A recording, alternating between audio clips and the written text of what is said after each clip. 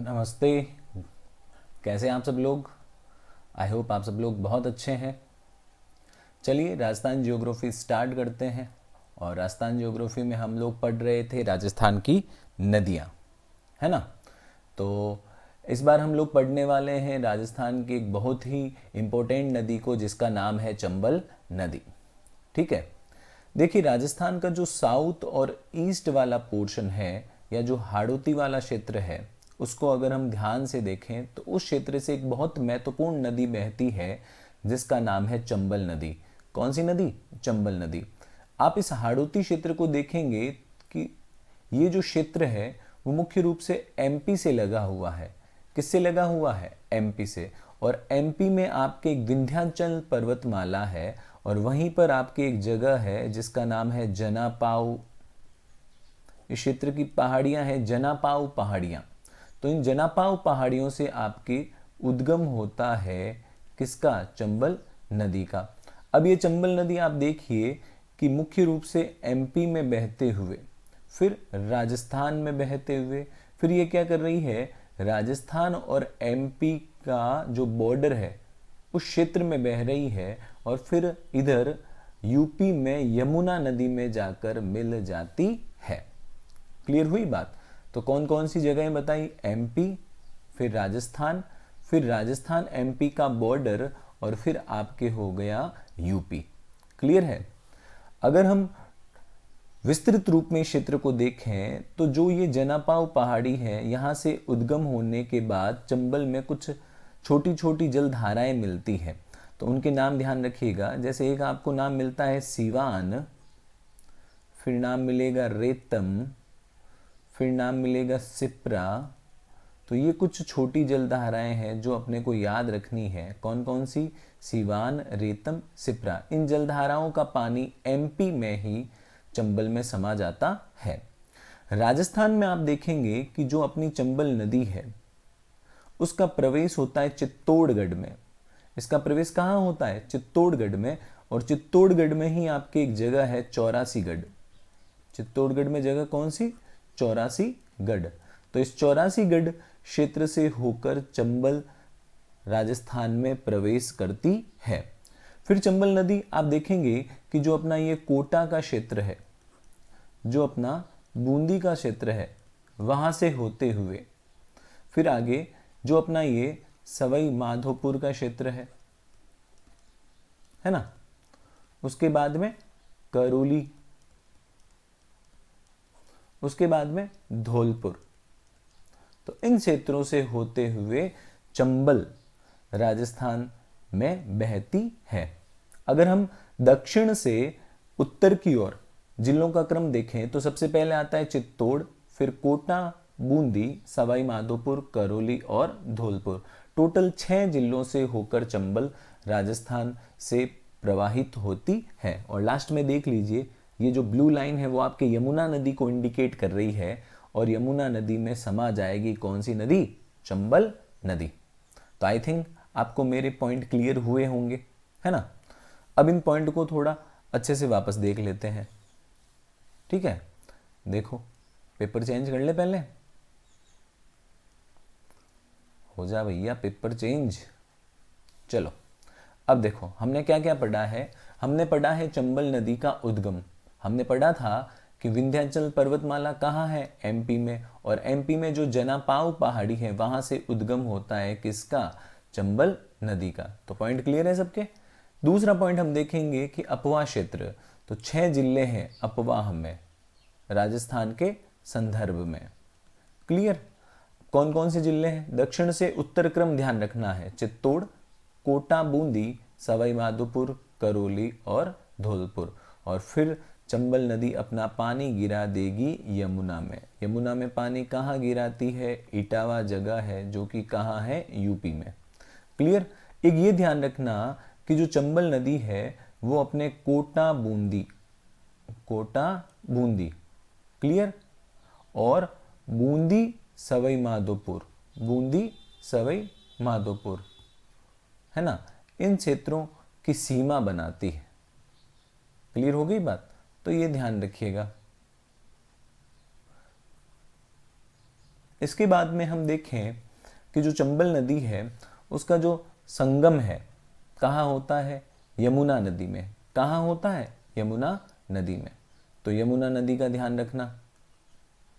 उसके बाद में लंबाई की बात करेंगे तो जो चंबल है उसकी लंबाई है आपके टोटल 1051 किलोमीटर और राजस्थान में है 322 किलोमीटर। अब हो सकता है कुछ लंबाई आपको और भी पढ़ने को मिले, तो जो न्यू डाटा है वो यही है, 1051 किलोमीटर और राजस्थान में 322 किलोमीटर। उपनाम की बात करें तो चंबल नदी का उपनाम मिलता है चर्मणवती, कामधेनु और बारामासी। तो ये कुछ बेसिक इंफॉर्मेशन आपको चंबल नदी के संदर्भ में ध्यान रखनी है।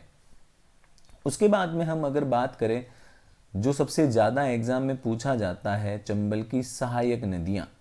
क्या पूछा जाता है, चंबल की सहायक नदियाँ, उसको बहुत अच्छे से ध्यान में रखना है। तो सबसे पहले तो मैं क्या करता हूँ कि आपको चंबल की सहायक नदियों के एक बार नाम बता देता हूँ। तो चंबल की सहायक नदियों में अपने को पढ़ने को मिलता है काली सिंध, पार्वती, ब्राह्मणी या बामनी भी वर्ड मिल जाता है, बनास, सीप, घोड़ा पछाड़ और कुछ अन्य नाम है जिसमें मेज, चाकण, कुन्नू, कुराल और गुंजाली, है ना, मांगली, ये भी नाम मिलता है। तो इन नामों को थोड़ा अपन अच्छे से क्लियर करेंगे। जैसे हम सबसे पहले बात करते हैं काली सिंध नदी की। किसकी बात कर रहे हैं, काली सिंध नदी की। तो ये देखो सबसे पहले ब्लू लाइन किसे शो कर रही है, चंबल नदी को। किसे शो कर रही है, चंबल नदी को। ठीक है, इधर देखो अपने आता है वापस वही स्टेट, कौन सा, एमपी। और एमपी में आपके जगह पड़ती है कौन सी, देवास। कौन सी जगह, देवास। तो देवास से आपके एक नदी का उद्गम होता है जिसका नाम है काली सिंध। कौन सी नदी, काली सिंध। क्लियर हुआ। तो काली सिंध नदी का उद्गम कहां से हुआ, एमपी, देवास से। फिर ये देखो कहां से प्रवाहित हो रही है, झालावाड़ क्षेत्र से। और झालावाड़ से कोटा, कौन सा क्षेत्र, कोटा। और कोटा में आपके एक जगह आती है जिसका नाम है नानेरा। कोटा में जगह कौन सी, नानेरा। और यहां पे समा जाती है कौन सी नदी में, चंबल नदी में। तो काली सिंध नदी को एक बार वापस देखिए। काली सिंध नदी का उद्गम एमपी देवास से होता है। यह अपने झालावाड़, उसके बाद में कोटा से होते हुए, कोटा में ही जगह पड़ती है नानेरा, वहां पर चंबल में समा जाती है। ये जो रेड कुछ फोर्ट जैसा बनाया है, यह है आपके गागरोन दुर्ग। कौन सा दुर्ग है, गागरोन दुर्ग। और गागरोन दुर्ग के बारे में आपको पता ही है, ये राजस्थान का जल दुर्ग है जो झालावाड़ में स्थित है। ये अपने काली सिंध और काली सिंध के साथ में एक नदी जुड़ेगी जिसका नाम है आहू। क्या नाम है, आहू। तो Kali Sindh plus Ahu equal to आप कर सकते हो क्या, गागरोन फोर्ट। ठीक है, अपने को एक बात ये ध्यान रखना है कि एग्जाम में काली सिंध की सहायक नदियां भी पूछी जाती हैं कि काली सिंध की सहायक नदियां निम्न में से कौन सी है या कौन सी नहीं है। तो काफ़ी सारे इंपॉर्टेंट नाम हैं और वहाँ पर बहुत सारे इरिगेशन प्रोजेक्ट है, इसलिए वो नदियाँ और भी ज़्यादा इंपॉर्टेंट हो जाती है। तो अपने को नाम बहुत अच्छे से ध्यान होने चाहिए। तो देखिए नाम कौन कौन से हैं। आपको नाम मिलेगा परवन, उजाड़, नीवाज, आहू। क्या क्या नाम है, परवन, उजाड़, नीवाज, आहू। कुछ अन्य नाम भी मिलते हैं जैसे आमजर, चोनली। इतना अपने को डीप में जाने की जरूरत नहीं है, लेकिन मुख्य रूप से ये चार नाम अपने को पता होने चाहिए, परवन, उजाड़, नीवाज और आहू। तो मैंने क्या बताया, काली सिंध की सहायक ये वाली कौन सी, आहू। और इसी के संगम पर आपको मिलेगा कौन सा फोर्ट, गागरोन फोर्ट, जिसे हम जलदुर्ग भी कहते हैं। ठीक है, उसके बाद में अपने एक और नदी आती है जिसका नाम है पार्वती। कौन सी नदी, पार्वती। तो पार्वती नदी का उद्गम भी एमपी से ही होता है। पार्वती नदी का उद्गम कहाँ से होता है, एमपी में। और एमपी में आपकी जगह है सीहोर। कौन सी जगह है, सीहोर। सीहोर से उद्गमित हो गई, उसके बाद में ये आती है बारा में। कहाँ आती है, बारा में। फिर बारा से होते हुए ये आ जाती है सवाई माधोपुर में। कहाँ आ जाती है, सवाई माधोपुर में। और सवाई माधोपुर में आपके एक जगह है पालिया। कौन सी जगह है, पालिया। वहां पर ये किस में, चंबल में समाहित हो जाती है। तो ये आपको ध्यान रखना है। कौन सी नदी के संदर्भ में? कौन सी नदी? पार्वती। एक बार रिपीट कर देता हूं। पार्वती नदी का उद्गम होता है सीहोर एमपी में, फिर ये एमपी से आती है बारा में, फिर ये बारा से आती है अपने सवाई माधोपुर में, और सवाई माधोपुर में जगह है पालिया, वहां पर जाकर ये अपने चंबल में समाहित हो जाती है।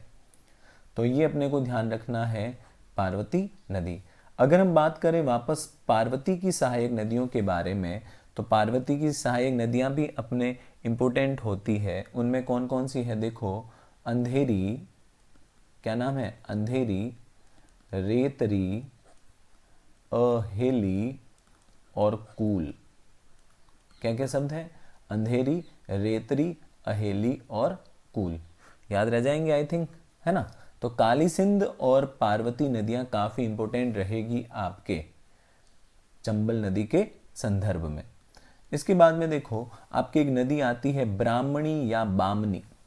तो अपना ये जो पोर्शन है वो चित्तौड़गढ़ वाला भाग है। कौन सा भाग है? चित्तौड़। ये जो भाग है ये कौन सा पार्ट है? चित्तौड़ का, है ना? चित्तौड़ की जो मुख्य भूमि है। तो चित्तौड़ में आपके गांव है जिसका नाम है हरिपुरा गांव। कौन सा गांव है? हरिपुरा गांव। और हरिपुरा गांव से एक नदी का उद्गम होता है जिसका नाम है ब्राह्मणी नदी या बामनी नदी। फिर ये चित्तौड़ से देखो वापस एमपी में आ जाती है, और वापस चित्तौड़ का जो अन्य पार्ट या जो अलग वाला भाग है वहां पर आपके एक जगह आती है जिसका नाम है भैंसरोडगढ़। क्या नाम है? भैंसरोडगढ़। वहां पर जाकर चंबल में समा जाती है। तो ये काफी इंपॉर्टेंट नदी है और एग्जाम में इस नदी के बारे में भी पर्टिकुलर पूछा जा चुका है। इसका उद्गम क्षेत्र दिया हुआ था कि ये किसकी सहायक नदी है ना? तो अपने को ध्यान रखना है कि ब्राह्मणी या बामनी नदी का उद्गम चित्तौड़गढ़ में हरिपुरा गांव से होता है।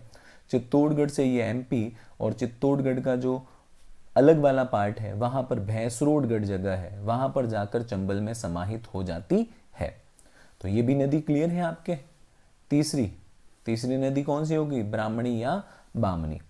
इसके बाद हम देखो अगली सहायक नदी की बात करते हैं जिसका नाम है बनास। तो अपने ये जो पोर्शन है ये मान लीजिए अपने पोर्शन हो गया राजसमंद का, और राजसमंद में एक जगह आती है खमनोर। राजसमंद में खमनोर की पहाड़ियां, है ना? खमनोर की पहाड़ियों से आपके उद्गम होता है बनास नदी का। बनास राजसमंद, फिर चित्तौड़गढ़, भीलवाड़ा, अजमेर, टोंक और सवाई माधोपुर। और सवाई माधोपुर में अपने जगह कौन सी थी? यहां पर रामेश्वरम में जाकर चंबल में समाहित हो जाती है।